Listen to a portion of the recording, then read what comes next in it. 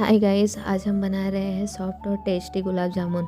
सबसे पहले एक बाउल में मावा लें, उसमें थोड़ा मैदा और एक चुटकी इनो डालकर अच्छा सा सॉफ्ट डो बना लें। अब छोटे छोटे गोले बनाएं, फिर कढ़ाई में तेल गरम करें, इन्हें हल्का गोल्डन ब्राउन होने तक फ्राई करें। दूसरी तरफ चाशनी के लिए पैन में चीनी और पानी डालकर गरम करें, बस हल्की सी स्टिकी होने तक। अब गरम गुलाब जामुन को गरम चाशनी में डाल दें और 10 मिनट तक सोक होने दें। और लो, तैयार है गरम गरम मुंह में घुल जाने वाले गुलाब जामुन।